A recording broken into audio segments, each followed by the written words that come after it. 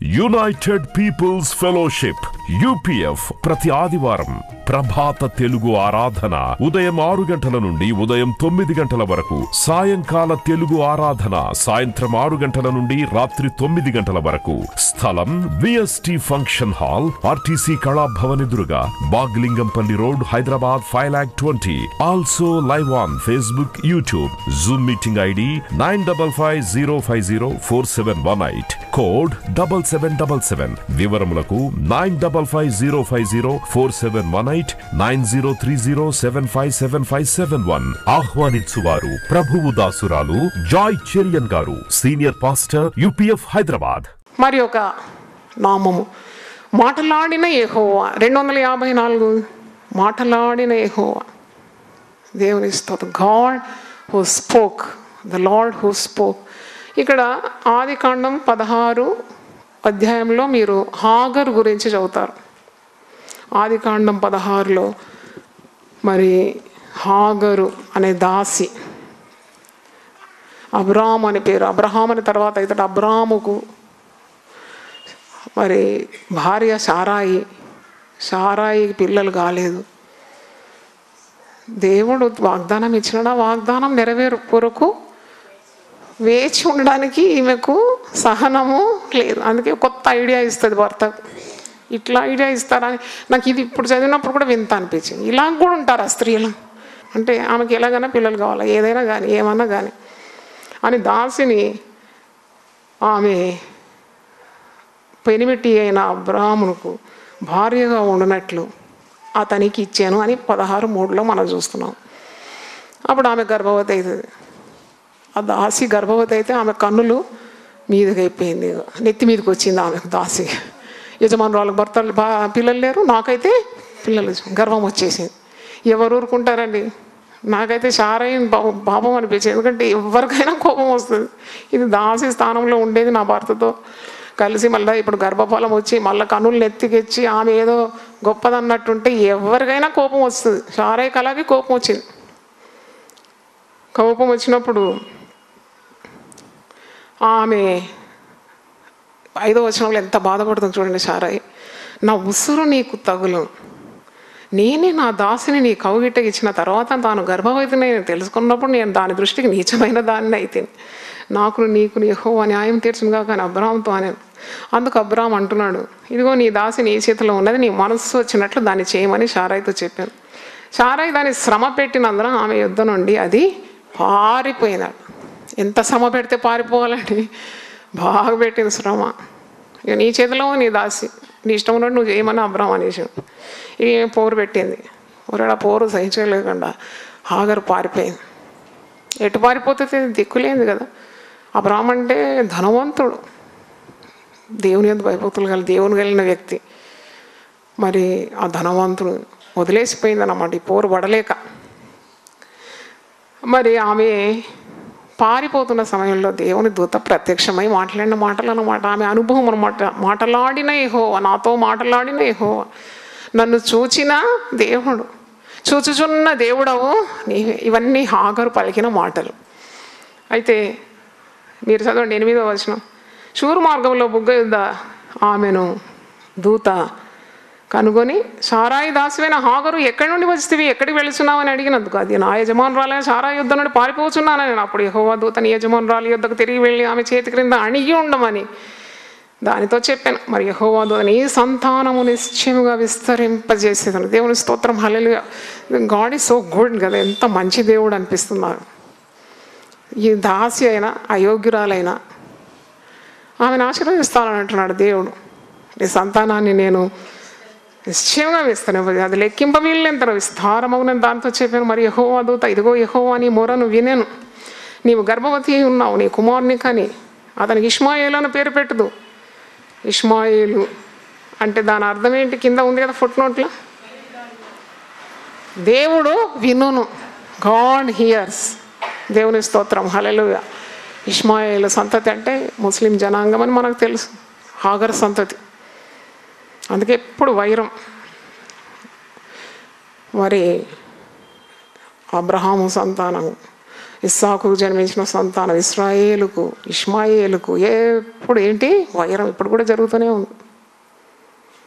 మరి దేవుడు వాగ్దానం ఇచ్చినాడు, నేను దీవిస్తాను, నిన్ను నేను నిశ్చయంగా విస్తరింపజేస్తాను, లెక్కింపబీలేనంత విస్తారం అవుతుంది దాంతో చెప్పాను. అవును, ఇప్పుడు కూడా ఇష్మాయేల్ సంతతి వారు దీంపబడినారు. బంగారం కానీ పెట్రోల్ కానీ అక్కడే దొరుకుతుంది. అరబ్ దేశాల్లోనే ఇవన్నీ చాలామంది వెళ్తారు కదా అక్కడ పని చేయడానికి. అంటే దేవుడు చెప్పిన మాట నెరవేరింది, దేవుడు మాట నిలుపుకునే దేవుడు కదా. మరి నువ్వు ఇష్మాయిల్కి అంటావు, కానీ ఇష్మాయిల్ ఎలాంటి వాడంట 12వ వచనం చూడండి, అతడు అడవి గాడిద వంటి మనుషుడు. గాడిదనే సహించలేము, అడవి గాడిద ఎట్టుంటుందేమో, అడవి గాడిద వంటి మనుషుడు. అతని చెయ్యి అందరి చేతులు అతనికి విరోధం. మీరు ఎప్పుడైనా గమనించినారా? అన్నీ ఉల్టా వాళ్ళకు. అంటే దేవుని వాక్యం ఎలా నెరవేరుతుందని నాకు ఆశ్చర్యమైంది నిజంగా. అంటే ఇది మాట హాగరుకి ఇస్తున్నాడు దేవుడు. అతడు తన సహోదరులు ఎదుట నివసించిన దాంతో చెప్పగా, అది చూచుచున్న దేవుడవు నీవే అని ఈ నామం మనం ధ్యానించినాము మొదట్లోనే. Your God who sees. Ishmael అనే పదానికి అర్థం ఏంటి? God who hears. దేవుడు వింటాడు, చూస్తాడు. దేవుడు అంటే ఈమెకు పెద్ద వాగ్దానము పొందుకున్నాక, దేవుడు తనను చూస్తున్నాడని తెలుసుకున్నాక పారిపోయిన స్థితిలో వచ్చింది. ఆదరణ లేకుండాంది, ఆధారం లేకుండా ఉన్నది. అప్పుడు నువ్వు వెళ్ళు, తిరిగి యజమానుల దగ్గర అణి ఉండు, నేను నిన్ను దీవిస్తానంటే ఒక పెద్ద నెమ్మది కలిగిందనమాట. అంటే దేవునితో ఆమె మరి ముఖాముఖిగా దేవుని దూత వచ్చినప్పుడు ఆమెకు సంతోషం కలిగింది. అందుకే అంటుందన్నమాట, చూచుచున్న దేవుడవు నీవే అని పేరుతో తనతో మాట్లాడిన యెహోవాకు పెట్టెను. ఏలైనగా నన్ను చూచినవు అని నేను ఇక్కడ చూస్తుంది కదా అని అనుకున్నాను. ఇక్కడ నామాలు మరి నేను ధ్యానించినప్పుడు నాకు 3 నామాలు దొరికింది. చూచుచున్న దేవుడు, నాతో మాట్లాడిన యెహోవా, నన్ను చూచినవాడు. నన్ను చూసినామని నేను ఇక్కడ చూసినాను. అంటే ఇక్కడే మనం దేవుని బిరుదులుగా తీసుకున్నాము. దేవుని స్తోత్రం. చూచుచున్న దేవుడు, ఆయన మాట్లాడే దేవుడు. ఆయన నీ పరిస్థితిని చూస్తాడు, ఆయన నీ ప్రార్థనను ఏం చేస్తాడు? వింటాడు. యెహోవా ఆమె మొరను వినెను. దేవుని స్తోత్రం. చూస్తాడు, వింటాడు, మర్చిపోదు. ఒక మంచి కార్యం చేసినప్పుడు ఎవ్వరు నిన్ను చూడకున్నా దేవుడు నిన్ను చూస్తున్నాడని చేయాలి. దేవుని స్తోత్రం. హల్లెలూయా. నువ్వెవరికైనా సహాయం చేస్తే అయ్యో ఎవరు నలుగురు ముందు ఇస్తే బాగుండాను అనుకోకు. ఎందుకంటే రహస్యమందు చూచుచున్న నీ తండ్రి. దేవుని స్తోత్రం. హల్లెలూయా. ఒక మంచి పని చేసేటప్పుడు నలుగురు మెచ్చుకోవాలని కోరొద్దు. ఎందుకంటే దేవుని కన్నులు నీ మీద ఉన్నది. ప్రతిఫలం ఇచ్చేది నలుగురు కాదు, దేవుడే నీకు ప్రతిఫలము ఇస్తాడు. చప్పట్లు కొట్టి దేవుని స్తుతిద్దాం. చూస్తాడనమాట. నీ ప్రార్థన వింటాడు. ప్రార్థన చేసేటప్పుడు కూడా నలుగురు వినాలని చేయొద్దు. మంచి వ్యాకరణం, శైలి, గ్రామర్ అవన్నీ పెట్టి ఓల్డ్ టెస్ట్మెంట్, న్యూ టెస్ట్మెంట్ అన్నీ కోట్ చేసి ప్రార్థన చేయమంటే కొందరు ప్రసంగం చేస్తారు ప్రార్థనలో. దేవుని భయం బొత్తిగా లేదన్నమాట. నువ్వు ఎవరితో మాట్లాడుతున్నావు? దేవునితో మాట్లాడితే ఎంత భయభక్తులతో ప్రార్థన చేయాలి. దేవునికే నేర్పిస్తారు అన్నమాట కొటేషన్స్. అట్లా కాదు, ఆయన నీ మూల్గులు కూడా వింటాడు అనమాట. దేవుని స్తోత్రం. Hallelujah. The mournings, the groanings in your spirit God can hear. నిర్గమకాండము 2వ అధ్యాయం మీరు చూడండి. ఇశ్రాయేలు ప్రజలు ఐగుప్తు బానిసత్వంలో వారు వెట్టి చాకిరీ చేస్తున్నారు, భయంకరంగా బాధపడుతున్నారు. 3వ అధ్యాయం నిర్గమకాండం 3:7 ఒక మాట చూడండి. ఎక్సడస్ 3:7. మరి యెహోవా ఇట్లా నేను ఐగుప్తులోనున్న నా ప్రజల బాధను నిశ్చయముగా చూచితిని, పనులలో తమను కష్టపెట్టు వారిని బట్టి వారు పెట్టిన మొరను వింటిని, చూచితిని, వింటిని. వారి దుఃఖములు నాకు తెలిసే ఉన్నది. దేవుని స్తోత్రం. హల్లెలూయా. గొప్ప దేవుడు మనకున్నాడు. ఇశ్రాయేలు ప్రజల బాధను చూసినాడంట, వాళ్ళ తూర్పులు విన్నాడంట. అంటే చూచే దేవుడు, వినే దేవుడు. కన్నులు నిర్మించిన వాడు కానకుంటాడా? చెవులు నిర్మించిన వాడు వినకుంటాడా అని 94వ కీర్తనలో ఉంది. కాబట్టి ఇక్కడ అంటున్నది, మాట్లాడిన యెహోవా చూస్తాడు, వింటాడు, మాట్లాడతాడు. ఎందుకంటే మన దేవుడు సజీవుడైన దేవుడు. Is a living God, is a loving God. జీవము గల దేవుడు మన మధ్యలో ఉన్నాడు.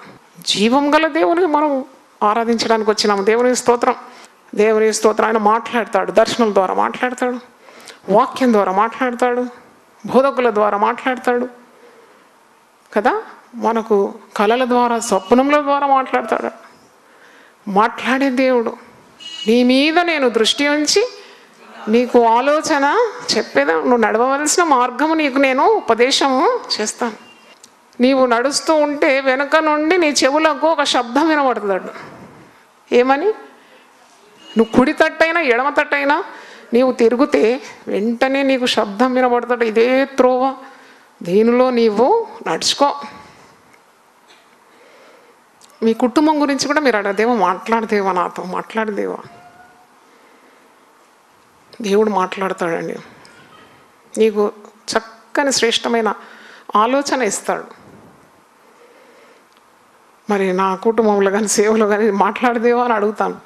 మాట్లాడతాడు, చూపెడతాడు దృశ్యాలు. సేవ ఆరంభంలో మరి నాకేం పెద్ద పాస్టర్ కావాలా, సంఘం నడిపించాలని ఏం లేకుండా నేను దేవుడిచ్చిన దర్శనం నెరవేరుస్తున్నాను. అప్పుడు అయ్యో ఒకరోజు దేవా, అప్పుడు ఎప్పుడు విమర్శలు వచ్చినప్పుడు కొద్దిగా బాధ అయింది.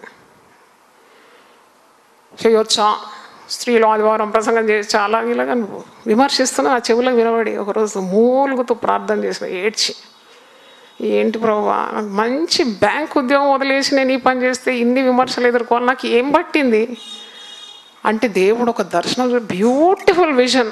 ఏంటంటే కాపరి చెప్పులు చూస్తున్నాను అన్నమాట, ఆకాశంలో ఇలా వేలాడుతుంది. కాపరి చెప్పులు అండి. అది కాపరి చెప్పులు ఎట్లుంటాయంటే దొడ్డుగా, మగవాళ్ళది దొడ్డు, ఇంత దొడ్డు కుట్టి ఉందన్నమాట. చెప్పులు చూస్తున్నా, దర్శనంలో చూస్తున్నాను. ప్రభు అంటున్నాడు, లేచి దాన్ని ఏం చేయి, నువ్వు తొడుకో. అయ్యో దేవా, ఆడవాళ్ళు అసలు స్టైల్గా చెప్పులు వేసుకోవడం, కానీ ఇదేం దొడ్డు చెప్పులు వేసుకోవాలి. అంతే, నువ్వు ఆ పని చేయాలి. ఆ దర్శనం చూసినాకనే వెంటనే సంఘం స్థాపింపబడింది. దేవుని స్తోత్రం. హల్లెలూయా. ఒక్క విమర్శ కాదు, 100 విమర్శలు, 1000 విమర్శలు తట్టుకోవడానికి దేవుడు శక్తిని ఇచ్చినాడు. ఎందుకంటే దేవుడే మాట్లాడినాడు కదా, నా సొంత తలంపు కాదు కదా. దేవుడే మాట్లాడితే దానికి ఇక విరోధి ఎవడు ఉంటాడు? ఒకవేళ మన సొంత తలంపుతో వచ్చిందైతే తప్పకుండా నిరర్ధకం అయిపోతుంది. కానీ దేవుడే చెప్తే దానికి ఇంకేమైనా అడ్డు ఉంటుందా? తిరుగు ఉండదు అంతే. You have to accept it. అలాగ దేవుడు నిలబెట్టినాడు. దేవుని స్తోత్రం. ఆయన మాట్లాడే యెహోవా. ఆదికాండం 3వ అధ్యాయంలోనే దేవుడు మాట్లాడాడు కదా ఆదాముతో. ఆదామా, నీవు ఎక్కడున్నావు? అదే మొట్టమొదటి మాట అనుకుంటా దేవుడు మాట్లాడేది. ఎక్కడున్నావు నువ్వు? పాపము చేసి దేవుడు అనుగ్రహించే మహిమను పోగొట్టుకొని సిగ్గుతో మరి వారిద్దరు కూడా ఆకులు కప్పుకొని దేవునికి మరుగ్గా ఉండాలని ప్రయత్నిస్తున్నారు. దేవుడు వచ్చి నువ్వు ఎక్కడ అని అడుగుతున్నాడు. దేవుని స్తోత్రం. హల్లెలూయా.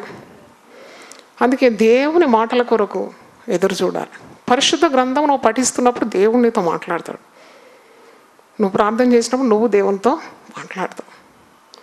ఉదయముననే నా కంఠస్వరము నీకు వినబడును, ఉదయమున నా ప్రార్థన నీ సన్నిధిని సిద్ధము చేసి కాచి ఉంచును. దేవుని స్తోత్రం. హల్లెలూయా. మంచి ప్రార్థనా జీవితం కొరకు ఆశపడాలా. ఇప్పుడు crave for a very good prayerful life. ఎందుకంటే దేవుడు మాట్లాడతాడు, నువ్వు మాట్లాడతావు. దేవునితో బంధం. ఉదయం లేవాలనే తపన ఉండాలి. శరీరం బలహీనమే, ఆత్మ సిద్ధంగా ఉంటుంది, కానీ శరీరం ఏమో లేవరాదు. ఆయన గెలవాలి. ఆశీర్వాదాలన్నీ ఉదయకాలమే ఉంటుంది కదా. పిట్టకు పుట్టెడు పురుగులు ఎప్పుడు దొరుకుతుందామా? ఉదయమే. మధ్యాహ్నం పోతే దొరుకుతుందా? దొరకదు. పుట్టడి పురుగులు దాని కడుపు నింపుకోవాలంటే ఉదయం లేవాలి. ఉదయం లేసే భక్తులే దేవుని వాక్కులు అందిస్తారు. దేవుడు వారితో మాట్లాడతాడు, మర్మాలను బయలుపరుస్తాడు. ఇప్పుడు ఈ దినాల్లో భక్తులు, సేవకులు కూడా మధ్యాహ్నమే లేస్తున్నట్టు వినబడ్డది నాకు. ఇక వాళ్ళు చెప్పిన మాటల్లో ఏం శక్తి ఉంటుంది కదా. ఉదయం లేవాలి. నీ కుటుంబం కొరకు ప్రార్థన చేయడం ఉదయమే లేవాలి. నా తల్లిని చూసినాను నేను. అలా 3 గంటల రాత్రి లేసేది అంతే. కోళ్ళు పెంచేది, గేదెలు కూడా మా ఇంట్లో ఉండే. కోడి పుంజు కరెక్ట్ 3 గంటలు కో అనగా మా అమ్మ లేచి ఉంటుంది అప్పుడు అంతే. మంచి రెడీగా ప్రార్థనకు సిద్ధం అనమాట. Getting ready for prayer. అంతేగే కదా మనం ఇంత దీవింపబడినామంటే దీనికి ఒక కారణం ఉంది. దేవుని స్తోత్రం. హల్లెలూయా. కనుక మాటలాడే దేవుడని ఆయన మాటలు నీవు ఆశించాలి. ఒక మాట గుర్తొస్తుంది, 63వ కీర్తనలో ఒక మాట ఉంది, దేవుని మాటలు దొరికినప్పుడు కీర్తనాకారుడు అంటున్నాడు, ఎంత శ్రేష్టమైన దేవుని మాటలు. 4వ వచనం, 63వ కీర్తన 4వ వచనం, నా మంచం మీద నిన్ను జ్ఞాపకం చేసుకొని రాత్రి జాముల యందు నిన్ను ధ్యానించినప్పుడు క్రొవ్వు మెదడు నాకు దొరికినట్లుగా నా ప్రాణము తృప్తి పొందుచున్నది. Spiritual and material satisfaction you get when you hear God's word. ధ్యానిస్తున్నాడట పడక మీద, రాత్రి జాముల యందు దేవుని దేవుని మాటలు నెమరువేస్తున్నాడు అన్నమాట. దేవుని ధ్యానించడం అంటే ఏంటి? దేవుడు చెప్పిన మాటలన్నీ కూడా నెమరువేయడమే. నువ్వు ఆ వాగ్దానం ఇచ్చావు కదా, ఈ వాగ్దానం ఇచ్చావు కదా, నన్ను దీవిస్తానన్నావు కదా, నన్ను విస్తరింపజేస్తానన్నావు కదా, నాకు బలం ఇస్తానన్నావు కదా, శక్తితో నింపుతానన్నావు కదా, నన్ను బాగు చేస్తానన్నావు. ఇవే కదా దేవుని ధ్యానం అంటే. అప్పుడు కీర్తనాకారునికి ఎలా కనిపిస్తుంది? దావీదు రాసిన కీర్తన ఇది. ఏమంటున్నాడు? క్రొవ్వు మెదడు నాకు దొరికినట్లుగా నా ప్రాణము తృప్తి పొందుచుండదు. దేవుడు మాటలు వింటే నీకు తృప్తి కలుగుతుంది జీవితంలో. Hear God's word. ఆయన మాట్లాడే యెహోవా అనే నామం ధ్యానిస్తున్నాం. కొందరు గంటలు గంటల సెల్లు చెవుకు పెట్టుకొని ఇక లెక్చరు గంట 2 గంటలు. బుద్ధి తక్కువ పని ఇంక మరోది లేదు. మొదట నీ చెవు పాడవుతుంది, ear drum. It gets destroyed. ఈ డ్రమ్ చాలా థిన్ ఫిల్మ్ లాగా ఉంటుంది చెవులో. గంటలు మాట్లాడితే పాడైపోతుంది ఈ శరీరం. చెవుడు వస్తుంది. It should not be so dear to you. అదంత ముఖ్యం నీకు ఉండొద్దు. ఎవరి మాటలు ముఖ్యం నీకు? దేవుని మాటలు వినడానికి చెవులు నిక్కబడుచుకొని, ఏం మాట్లాడతావు ప్రభువా, నాతో మాట్లాడయ్యా, ఒక మాట చాలు ప్రభువా, నా జీవితం ఏమైపోతుంది, ధన్యమై. ఒక్కటే మాట, శతాధిపతి అంటాడు, ఒక్క మాట సెలవి అయ్యా, నా దాసుడు ఏమవుతాడు, స్వస్థపరచు. చప్పట్లు కొట్టి దేవుని స్తుతిద్దాం. హల్లెలూయా. దేవుని మాటలండి, దేవుడు మాట్లాడే దేవుడు. దేవుని స్తోత్రం. హల్లెలూయా. నువ్వు మాట్లాడయ్యా. భక్తుల కొరకు మీరు ప్రార్థించాలి. మీరు కూడి వచ్చినప్పుడు ఈరోజు మీ సేవకుని లేక సేవకురాలని మరుగుపరుచుకొని మాతో నువ్వేం చేయాలి, మాట్లాడాలి. నీ మాటలు మమ్మల్ని ఏం చేస్తుంది, బ్రతికిస్తుంది. శ్రమలో మాకు నెమ్మది కలుగజేసేది నీ మాటలు. దేవుని స్తోత్రం. హల్లెలూయా. మరి ఒక నామము, నన్ను చూచిన వాడు. చూచుచున్న దేవుడు అని పేరు పెట్టింది. ఇప్పుడే మనం ఆదికాండం 16వ అధ్యాయంలో చూసినాం కదా, 16-13లో ఉంది, చూచున్న దేవుడు నీవే. అది మనం ధ్యానించినాము. మాటలాడిన యెహోవా మనం ధ్యానించినాము. నన్ను చూచిన వాడిని నేను ఇక్కడ చూసింది కదా అనుకున్నాను. నన్ను చూచిన వాడు, దేవుని స్తోత్రం. హల్లెలూయా. అంటే చూచున్న దేవుడు, దానికి ఒక అర్థం. నన్ను చూసిన వాడు, God he's already seen you. నిన్ను ఎప్పుడో చూసుకున్నాడండి దేవుడు. 139వ కీర్తనలో ఉంది కదా, నేను పిండమునై ఉండగా నీ కన్నులు నన్ను చూచెను. హల్లెలూయా. 139వ కీర్తనలో మాట ఉంది, పిండముగా ఉన్నప్పుడే ఆయన నిన్ను చూచినాడు. నాకు కలిగిన ఎముకలు నీకు మరుగై ఉండలేదు, నేను పిండమునై ఉండగా నీ కన్నులు నన్ను చూచాను. నియమింపబడిన దినముల్లో ఒక్కటైనను కాకమునిపే నా దినములన్నీ నీ గ్రంథములు లిఖితములాయను. మనం ఎన్ని రోజులు బ్రతికేది ఆయన బుక్లో ఉన్నదనమాట. Even our days are counted. He has seen us right in the mother's womb. అందుకే నిర్విచారంగా ఉండాలి, చింత లేకుండా ఎప్పుడు ప్రార్థన చేస్తూ, ఆత్మలో ఆనందిస్తూ, సంతోషంగా ఉండాలంట విశ్వాసాలు. అదే దేవుడు కోరుతున్నాడు. నీ పిల్లలు ఎట్లుండాలని నువ్వు ఆశిస్తావమ్మా? ఎప్పుడు ఏడ్చుకుంటా, మూలుకుంటా, అలుక్కుంటా, పల్టీలు కొట్టుకుంటా, జిద్దు చేయడం నీకు ఇష్టమా? సంతోషంగా ఉంటే, హాయిగా వాడు పండుకుంటే ఎంత నెమ్మది. అట్లా ఉండాలని దేవుడు కోరుతాడు. కానీ మనము అనవసరం కలవరపడతాం, బాధపడతాం, భయపడతాం, అంగలారుస్తాం, చాలా చింత. ఇవన్నీ ఉండకూడదు అన్నమాట. ఎందుకంటే ఆయన నిన్ను చూచినవాడు. నువ్వు పిండముగా ఉన్నప్పుడే ఆయన కన్నులు నిన్ను చూచింది. దేవుని స్తోత్రం. హల్లెలూయా. నువ్వు ప్రార్థన మాత్రమే చేయమన్నాడు, అంతే. తర్వాత మత్తయి సువార్త 6వ అధ్యాయంలో మనం ధ్యానించినాం ఇంతకుముందే, రహస్యమందు చూసు నీ తండ్రి నీకు ప్రతిఫలం ఇస్తాడు. ధర్మకార్యాలు చేసిన రహస్యంగా చేయి, ప్రార్థన చేసిన రహస్యంగా చేయి, ఉపవాసం చేసిన రహస్యంగా. ఎందుకంటే దేవుడు చూస్తున్నాడు, నేను దేవుడు చూస్తున్నాడు. మనుషులు ఏదో నిన్ను పొగడాలని చేయకు, మనుషులు శబాష్ అనడానికి చేయకు. దేవుడు మెచ్చుకున్నవాడే ధన్యుడు. మనుషుల ప్రశంస మనం కోరొద్దు. ఆయన చూస్తున్న దేవుడు, చూచిన వాడు. యెషయా 29:15 ఒక మాట ఉంది. ఐషా 29:15 తమ ఆలోచనలు యెహోవా కనబడకుండా లోపల వాటిని మరుగు చేయజూచు వారికి శ్రమ. మమ్మును ఎవరు చూచెదరు, మా పని ఎవరికి తెలియను అనుకోను. చీకటిలో తమ క్రియలు జరిగించు వారికి శ్రమ. పాపం చేసేవాడు అనుకుంటాడు ఎవరు ఆయనను చూడలేదు.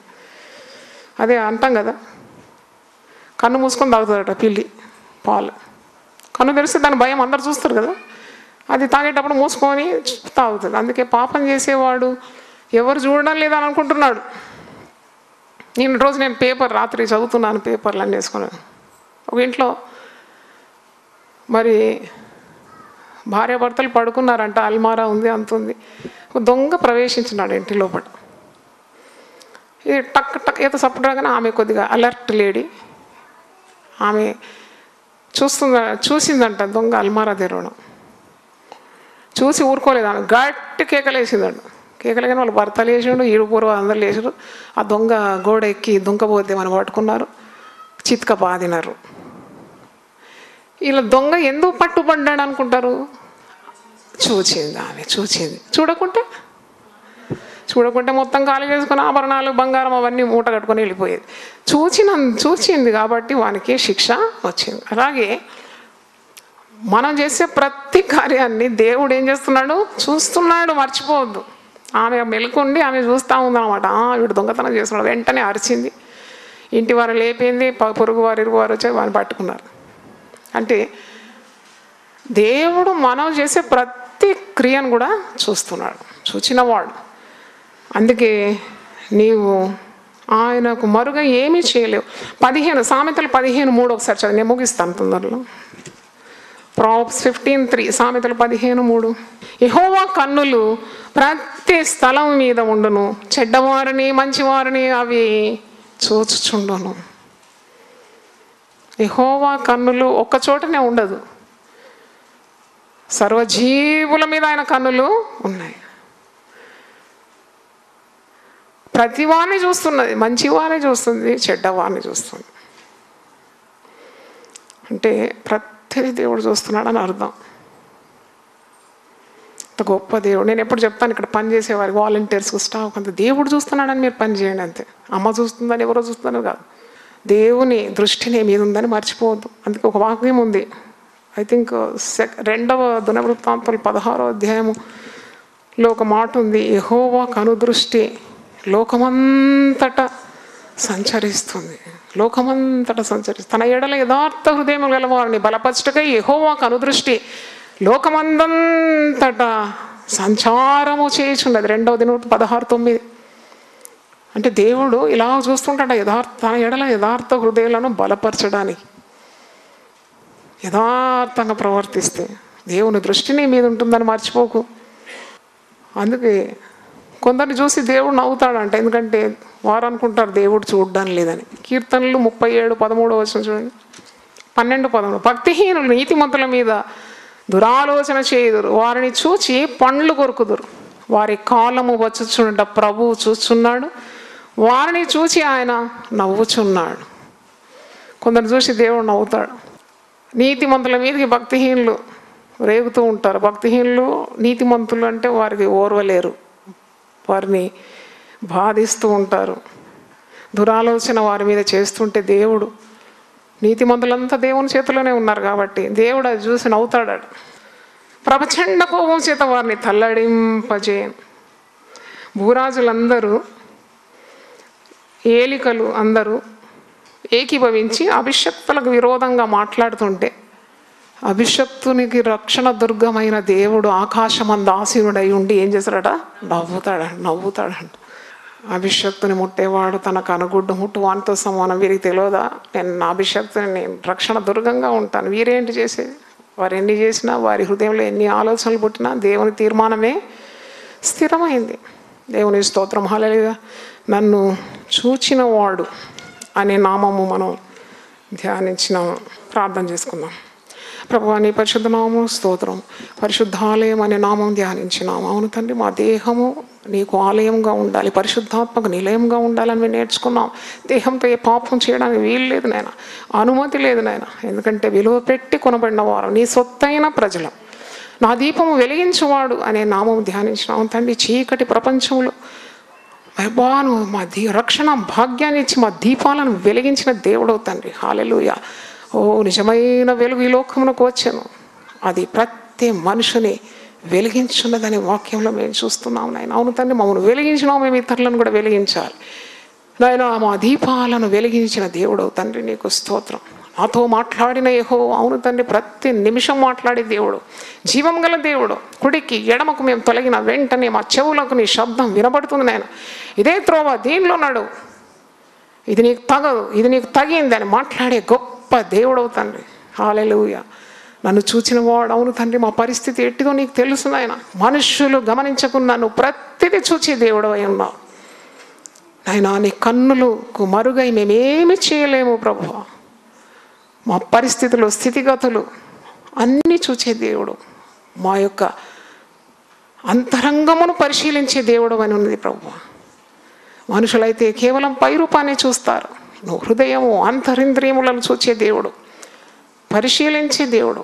ఇంత గొప్ప దేవుని మేము కలిగి ఉన్నాము తండ్రి, నీకు స్తోత్రం. దేవుని వాక్యం ఈరోజు వచ్చి విన్నవారిని దీవించండి, అలాగే టీవీ ద్వారా విన్న వారిని కూడా ఆశీర్వదించి నీ ఆత్మతో నింపుమని, సకల ఆశీర్వాదాలతో నీ బిడ్డలను పంపుమని యేసు నామములో అడుగుతున్నాను తండ్రి. ఆమేన్. దేవుడు మన సమృద్ధిగా. యునైటెడ్ పీపుల్స్ ఫెలోషిప్ యూపీఎఫ్ ప్రతి ఆదివారం ప్రభాత తెలుగు ఆరాధన ఉదయం 6 గంటల నుండి ఉదయం 9 గంటల వరకు, సాయంకాల తెలుగు ఆరాధన సాయంత్రం 6 గంటల నుండి రాత్రి 9 గంటల వరకు. స్థలం VST function hall, RTC Kalabhavan ఎదురుగా, Bagh Lingampally road, Hyderabad 5,20,000. Also live on Facebook, YouTube. Zoom meeting ID 9550504718, code 7777. వివరములకు 9550504718, 9030757571. ఆహ్వానించువారు ప్రభువు దాసురాలు జాయ్ చెరియన్ గారు, సీనియర్ పాస్టర్, యూపీఎఫ్ హైదరాబాద్.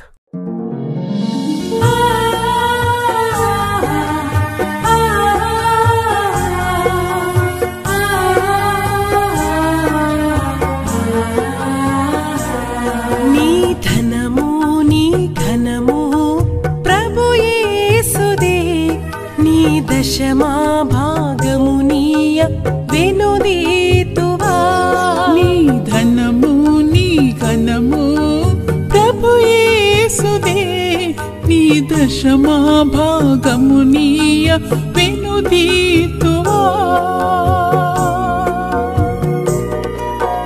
ధరలోన ధనధాన్యములనీయగా, కరుణించి కాపాడి రక్షింపగా. ధరలోన ధనధాన్యములనీయగా, కరుణించి కాపాడి రక్షింపగా. పరలోకనాదుండు నీకీయగా, మరి యేసు కొరకీయ వెనుదీతువా. పరలోకనాథుండు నీకీయగా, మరి యేసు కొరకీయ వెనుదీతువా. నీ ధనము నీ ఘనము ప్రభు యేసుదే, నీ దశమా భాగము నీయ వెనుదీతువా. పాడి పంటలు ప్రభువు నీకీయగా, కూడు గుట్టలు నీకు దయచేయగా.